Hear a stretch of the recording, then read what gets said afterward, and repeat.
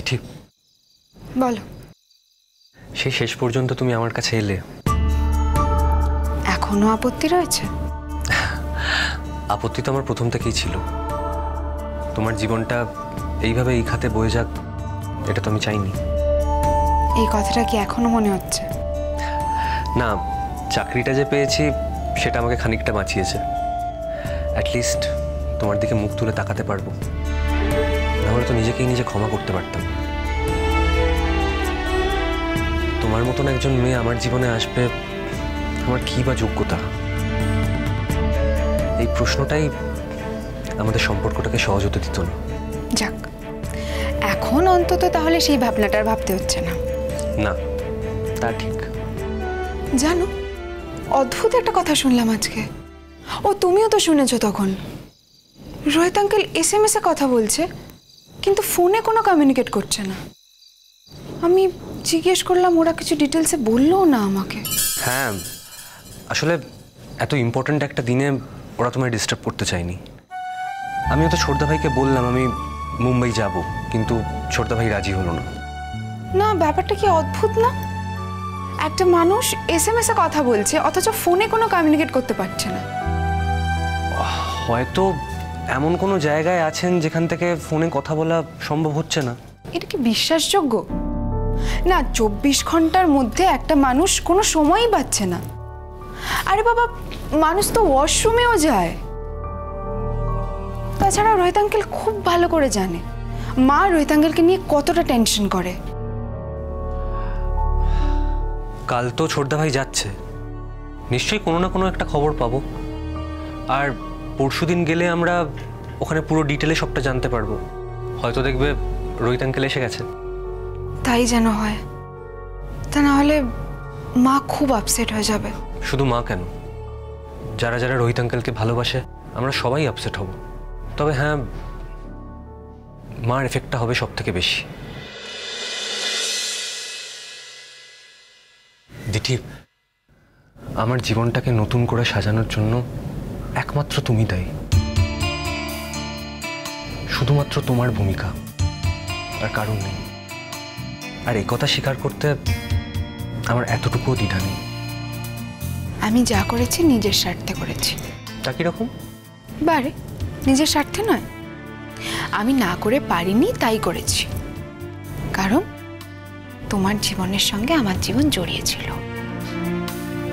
প্রথম দিনটা আমাদের ঠিক কিভাবে শুরু হয়েছিল সেটা আজ মনে পড়ে যাচ্ছে। এক একজনের জীবন এক এক রকম ভাবে শুরু হয়। সবার জীবন কি একরকম হয়, না এক খাতে বয়? আমাদের জীবনটাও ওরকম অদ্ভুতভাবে শুরু হয়েছিল। আর সেই জন্যই বোধহয় আমি তোমাকে অনেক বেশি ভালো করে চেনার সুযোগ পেয়েছি। তবু একটা কথা বলতেই হবে, তোমাদের বাড়িতে এসে না পড়লে হয়তো আমাদের সম্পর্কটা এভাবে দানা বাঁধত না। তোমার বাড়ি, তোমার বাড়ির মানুষজন সবটা মিলে আমাদের সম্পর্কটা অনেকটা সাপোর্ট পেয়েছে।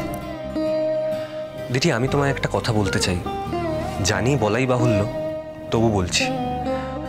দিদি, আমি কিন্তু খুব পরিবার কেন্দ্রিক একজন মানুষ। আমার দাদা চলে যাওয়ার পর আমার পরিবার ছাড়া আমি কিছু ভাবতেই পারি না। আমি যে এখান থেকে বাইরে কোথাও চলে যাইনি তার প্রধান কারণ কিন্তু আমি আমার মা বাবাকে ছেড়ে যেতে চাইনি। আমার দাদা চলে যাওয়ার পর আমার মা বাবাকে আমি একাকিত্বের কষ্টটা দিতে চাই না।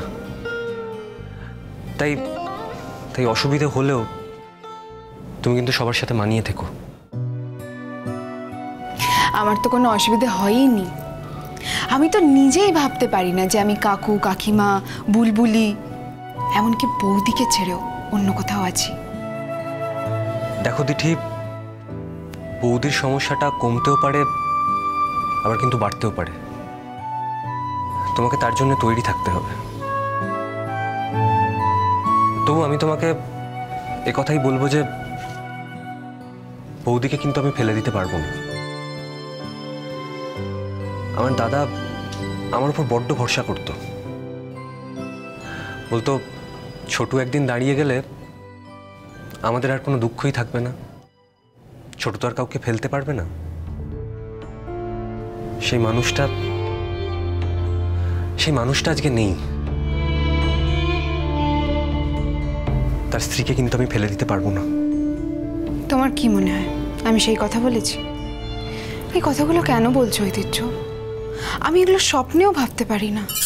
কিছু কথা আমি তোমাকে আগাম বলে রাখছি দিদি, যে মানুষগুলো আমাদের একদিন টেনে আলাদা করে দিতে চেয়েছিল, অথচ আমরা আলগা হয়ে বেরিয়ে এসেছিলাম। বিশেষ করে আমি। তারা কিন্তু আজও আমাকে ক্ষমা করেনি দিদি। মানে? আমাদের দুজনকেই সতর্ক থাকতে হবে। আমাদের এই যে সম্পর্ক, বিয়ে, এই সব কিছু যে তাদের খুব একটা ভালো লাগছে তা কিন্তু নয়। কি করে বুঝলে তুমি এটা? কি দেখে মনে হলো এটা? আমি তো এখানকার মাটির ছেলে। এই মাটিতে সামান্য তরঙ্গ বদলালেও আমি বুঝতে পারি দিদি। আমি ওদের চোখের চাউনি দেখেছি। রাস্তা দিয়ে যাওয়ার সময় ওরা ঠিক যেভাবে আমাকে মাপে, অন্য কেউ থাকলে বুক হিম হয়ে যেত। আমি বরাবরই একটু সাহসী, চট করে কোনো কিছুতে ভয় পাই না, তাই হয়তো ওদের উপেক্ষা করে আছি। ঠিক এই জন্যেই তোমাকে রাত বিরেতে যাতায়াত করতে আমি বারণ করতাম, আপত্তি করতাম। তখন সবটা খুলে বলিনি, কারণ তুমি হয়তো ভয় পেতে। তাই আমি চাইতাম না রাত বিরেতে তুমি আসো। ওরা আবার কি করবে? দিঠি, ওরা কি করবে, কখন করবে সেটা বলা মুশকিল। তবে প্রতিশোধ ওরা নেবেই। আমিও তৈরি আছি, আমিও সতর্ক থাকছি। আর দিঠি, তোমাকে আমি এসব বলছি কারণ আজ থেকে তুমিও এখানেই থাকবে। আর তোমাকেও সতর্ক থাকতে হবে, অ্যালার্ট থাকতে হবে, চোখ কান খোলা রাখতে হবে। দিঠি, তোমার চোখে সন্দেহজনক যদি কিছু মাত্র পড়ে, তুমি কিন্তু আমাকে জানাবে। কারণ আমার জন্য ওদের অনেক ক্ষতি হয়েছে দিঠি। আমার জন্য ওদেরকে জেলে যেতে হয়েছে। আগে একরকম ছিল, কিন্তু এখন ওরা জেল থেকে বেরিয়ে এসেছে। এখন ওরা প্রচন্ড ডেসপারেট। তার উপর ওরা দেখছে আমি আমার জীবনটাকে গুছিয়ে নিয়েছি। সেটা ওদের কাছে খুব ভয়ঙ্কর একটা অভিজ্ঞতা। হ্যাঁ, আমি যদি বয়ে যেতাম তাহলে হয়তো আমাকে নিয়ে ওরা এতটা মাথা ঘামাতো না। কিন্তু এখন ওদের আমাকে নিয়ে মাথা ঘামাতেই হবে। ওদের আর কোনো উপায় নেই। কি বলছো আজকে এসব তুমি? দিঠি, এই ব্যাপারটা আমি অনেক আগে থেকেই জানতাম, সতর্কও ছিলাম। তোমাকে বলিনি তুমি অকারণে টেনশন করবে বলে। আর তখন তো তুমি এখানে থাকতেও না, কিন্তু আজ থেকে তুমি এখানেই থাকবে। তাই আমার মনে হলো এই কথাগুলো তোমাকে জানিয়ে রাখাটা খুব জরুরি। দিঠি, ভয় পেও না, সতর্ক থেকো। আচ্ছা, আজ রাতটাও কি আমাদের দুজনের এইভাবে দূরে দূরে কাটবে? আজকের দিনটায় শুনেছি ছেলেরা বউদেরকে কিছু না কিছু একটা গিফট দেয়। এখন নিয়মটা বদলে গেছে। এখন শুধু ছেলেরা নয়, এখন মেয়েরাও গিফট দেয়। দেখো, আমার কাছে তো সেরকম টাকা পয়সা কিছু নেই। তার উপর চাকরিতেও এখনো জয়েন করিনি। তবুও ছোটবেলায় আমি একটা আংটি পেয়েছিলাম, তা দিয়েই তোমার জন্য একটা আংটি গড়িয়েছি। জানি না তোমার পছন্দ হবে কিনা। কি করে যে বলছো পছন্দ হবে না সেটা আমি জানি না। এসো পরিয়ে দিই।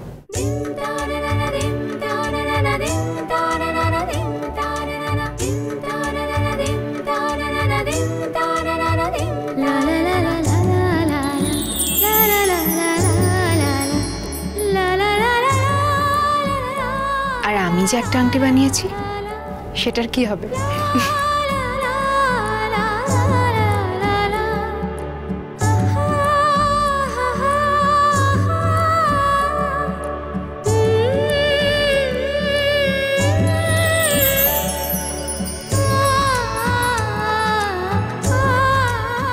প্রমিস করো এই আংটিটা কখনো খুলবে না। প্রমিস কি আমার একার? আমি তো জানি এই আংটিটা কখনো খুলতে নেই, সারা জীবন পরে থাকতে হয়। ঠিক আছে, আমি প্রমিস করছি আমার মৃত্যুর আগে এই আংটিটা আমার শরীর থেকে কোথাও যাবে না। এই আজকের দিনে এরকম অমঙ্গলের কথা বলতে আছে? আচ্ছা মানুষ তো তুমি। অমঙ্গল কোথায়? একদিন না একদিন মানুষকে তো যেতেই হবে, কিন্তু তার আগে আমার হাত থেকে এই আংটিটা কোথাও যাবে না।